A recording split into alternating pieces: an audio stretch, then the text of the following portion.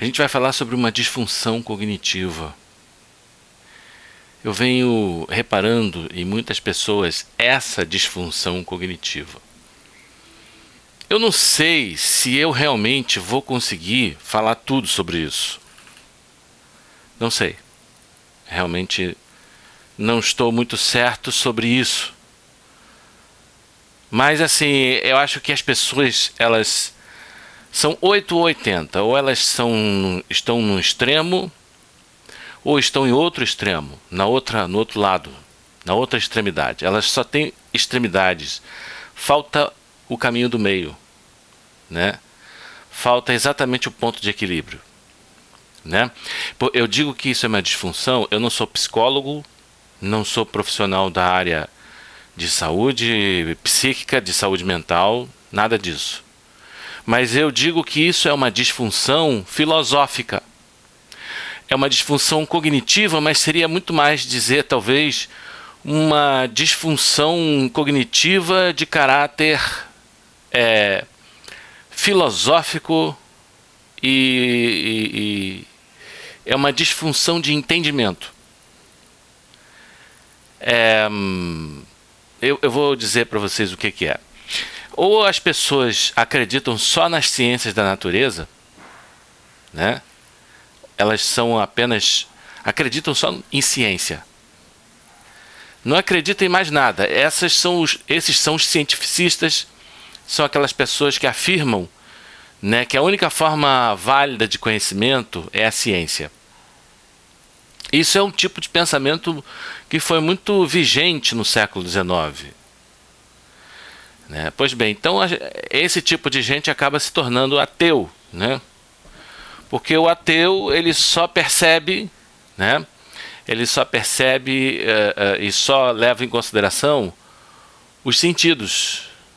Porque o foco da consciência dessa gente e do homem natural, segundo Emanuel Swedenborg, é apenas o que os nossos sentidos físicos podem enxergar, o que o nosso olho vê, o que o nosso ouvido ouve, o que o tato sente, o que nós podemos cheirar com o olfato e tocar, né?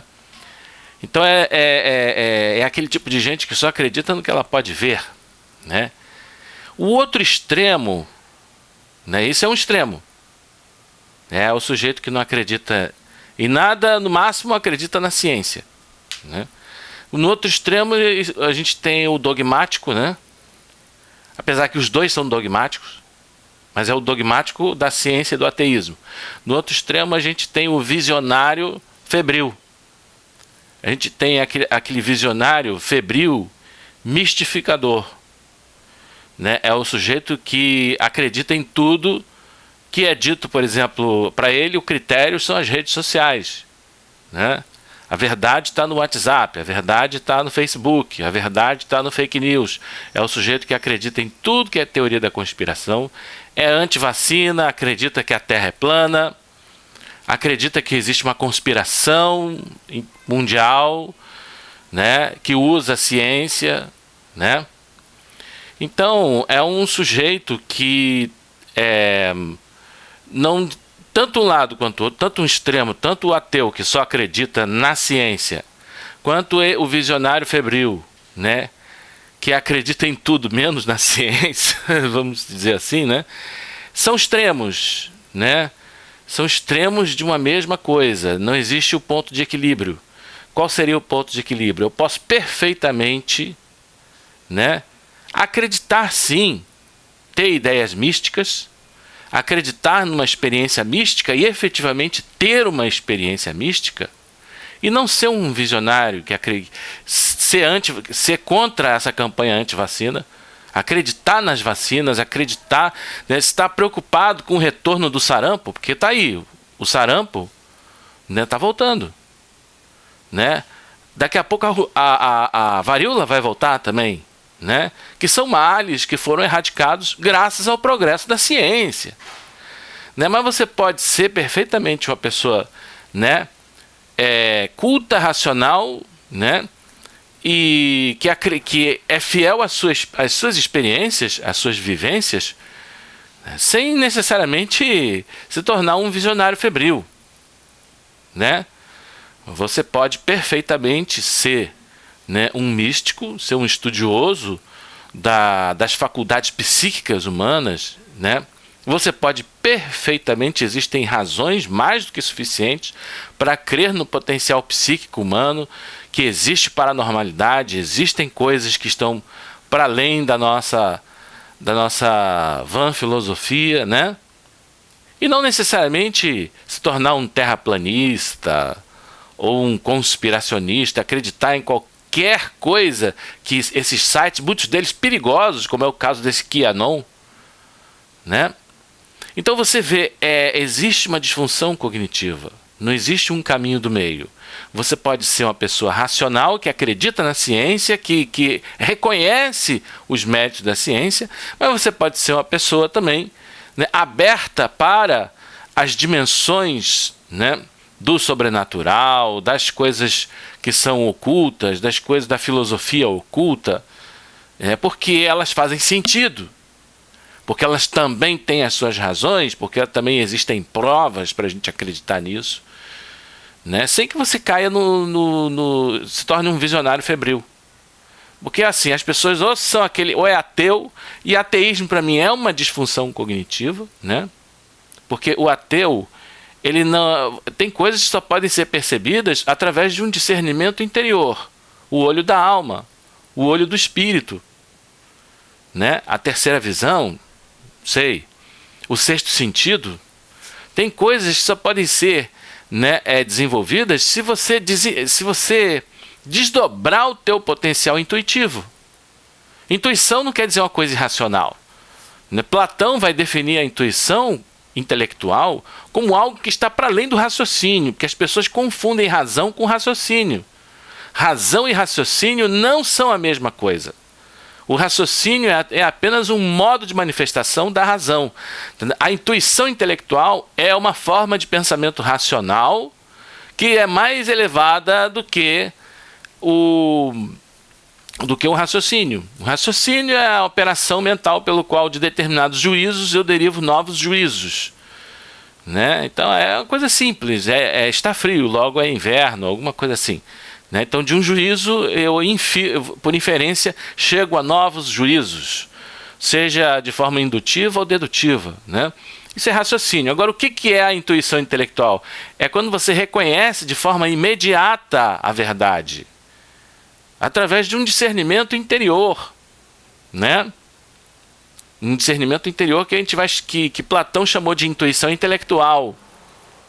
Você reconhece imediatamente a verdade de alguma coisa, por ela se apresentar ao nosso entendimento como algo crível, sem precisar de argumentos, sem precisar de silogismos e raciocínios, porque ela é muito clara e distinta, né? Então ela se apresenta de forma muito, muito clara e distinta, e o próprio Descartes vai falar que o que se apresenta dessa maneira tem correspondência com a realidade e, portanto, tem, né, realidade objetiva, né? Então, o místico é assim, mas é o místico centrado. Eu estou falando de um meio termo. As pessoas, elas orbitam do cara que elas deixam de ser um sujeito. Você pode ver que todo ateu, em algum momento, ele pode ter sido um místico, místico não, né? Místico é outra coisa, um visionário febril. O visionário febril, ele pode se tornar em outro momento, pode ir para outro extremo, o ateu, porque eles estão no mesmo nível, né? Não existe equilíbrio, né? Então, por exemplo, é aquele sujeito que era espírita e de repente descobre que Kardec, né, usou de ardis, né, e de repente vira ateu, né? Esse indivíduo saiu de um polo, de um extremo para outro. Isso é disfunção cognitiva. Entendeu? A inapetência que o ateu tem, né, de estar aberto para intuições, de estar aberto para outras experiências, né, a incapacidade que o ateu tem, né, de desenvolver o seu sexto sentido e a sua visão espiritual, a incapacidade que ele tem de abrir a sua visão espiritual é uma forma de disfunção cognitiva. Porque o ateísmo, o sujeito que só acredita em ciência, porque ele só se guia pelos sentidos, só o que ele pode ver, isso é disfunção cognitiva, porque ele não expandiu a sua consciência, até porque de repente não interessa para ele mesmo, né? A Cabala judaica vai dizer que existe assim um programa que é a nossa mente, é como um sistema operacional, e existe uma espécie de um vírus, um software, que é tipo um vírus que está instalado nesse sistema operacional, que só permite que a gente veja as coisas, né, do mundo material, da matéria, do corpo, da substância extensa, do mundo sensível, daquilo que a gente pode ver, pode tocar. Você sabe que programa é esse? É o egoísmo. Nós somos seletivos na nossa consciência, nós somos seletivos na nossa memória, né? Nós somos seletivos naquilo que aceitamos, que reconhecemos, e naquilo que nós pensamos como estando dentro da mandala chamada consciência, no centro, né? Dentro daquilo que a gente coloca no centro. E o centro é aquilo do qual estamos verdadeiramente cientes. Nós podemos fazer isso de forma consciente ou inconsciente, né? Então a gente coloca algo no centro da consciência de forma inconsciente, né? E outra coisa a gente deixa de fora também de forma inconsciente, né? Seria mais ou menos assim: existem sim provas de Deus, provas da alma, da entes metafísicos, mas a gente pinça, a gente filtra, né? Daí a diferença que Kant fez entre sensação e percepção, né? Você está lendo um livro, você está tão concentrado na leitura que você não escuta o tic-tac do relógio. Então a sensação é todo esse torvelinho de estímulos, né, que chega aos nossos sentidos, mas a gente filtra só alguns, né? Porque isso é a prova de que a nossa consciência é seletiva, né? Então, por exemplo, se você está aqui agora, né, e você alguém pede, se concentra em tudo que é azul, né? Agora fecha o olho, tenta se lembrar daquilo que é vermelho, né? A pessoa não vai lembrar, porque ela se centrou no que é azul. Nós somos seletivos e a gente escolhe, né, se lembrar só daquilo que que nos interessa, que está no foco do nosso interesse, que está de acordo com os nossos caprichos, né? Então isso que se chama, é por isso que esse programa, esse vírus, se chama egoísmo, né? Ninguém é totalmente honesto. O cientista, ele não é totalmente honesto. Ele sabe que existem provas para a paranormalidade, para as faculdades paranormais humanas. Existem N provas, mas ele não reconhece, porque isso não interessa. Ele acha que a dúvida é importante para ele ter liberdade. Entendeu? E se existe prova de paranormalidade, de que existem entes metafísicos, entendeu? Ele acha que vai se sentir constrangido a crer, né, nas verdades espirituais, né? E ele vai se sentir o quê? Constrangido e tolhido da sua liberdade. Então ele acha que para ter liberdade ele precisa de dúvida. Então por isso que ele não gosta da parapsicologia, por isso que ele não gosta da pesquisa psi. Porque isso pode afirmar verdades metafísicas, pode afirmar a existência de entes metafísicos, que não interessa para ele, né? E ele acha que isso vai cair um pouco na religião. Então, a disfunção cognitiva é exatamente essa, né? É aquele sujeito que sai de um polo para outro, ou seja, ou ele era um visionário febril e de repente se torna um ateu, né? Às vezes acontece do cara ser um ateu e se tornar um visionário febril. É mais difícil, mas tem também esses casos. Não é o caso das pessoas encontrarem um caminho do meio. Acreditar na ciência quando ela tem razão. Se vacinar, sim. A Terra não é plana, a Terra é esférica e a ciência tem razão nisso. Mas não é por isso que agora eu vou me tornar um ateu que só acredita em ciência. Não é porque também às vezes os místicos têm razão, a filosofia oculta tem razão, não é que ela vai ter razão sempre, mas ela tem razão também. E ela tem as suas razões. Eu antigamente achava florais de bar, essas coisas, uma besteira. Até o momento que eu verifiquei através de experiências, que um dia eu posso até narrar, que aquilo está mexendo com outros entes, outros modos de energia que os instrumentos da ciência não detectam, né? Agora, uma outra dimensão, uma outra faceta dessa disfunção cognitiva é o sujeito que está querendo vender autoajuda, dizendo que a técnica dele é ciência, porque está baseada na física quântica. Isso é um charlatão, isso é outra disfunção cognitiva. Ele não está enganando quem é esclarecido. Ele não está enganando uma pessoa que estudou ciência, que conhece a metodologia da ciência. Ele está enganando o sujeito de inteligência média, que não estudou nada de ciência, mas que também não quer se passar, tem medo de se passar por um visionário, né? Por um visionário febril. Mas efetivamente ele pode ser tanto um quanto o outro. Ele pode ser um visionário febril ou um ateu que só acredita nas ciências naturais. Entendeu? Tudo isso são visões o quê? Parciais das coisas. O ateísmo, eles estão querendo resgatar o ateísmo, né? Porque no tempo dos nossos avós era moda ser ateu. Ou agnóstico, eu sou ateu. Era bonito no tempo dos nossos avós. De repente isso caiu de moda. Na década de 70 e 80 começou a haver uma explosão do sagrado. Talvez tenha relação com essa tal era de Aquários, tão propalada, eu não sei, que a humanidade está se abrindo para essas coisas, para essa dimensão. Ou talvez tenha relação, acho que tem a relação também com aquela história da mola, né? A humanidade foi muito visionária e mística na Idade Média e recalcou a ciência. Aí ela vai para outro extremo. No século XIX, a gente cai no cientificismo, cai no positivismo, naquela coisa de que só ciência que presta. E agora a gente está saindo desse positivismo, desse cientificismo, e entrando numa outra vibe mais mística, mais voltada para o potencial psíquico humano, né? Para a expansão da consciência, os movimentos New Age, né?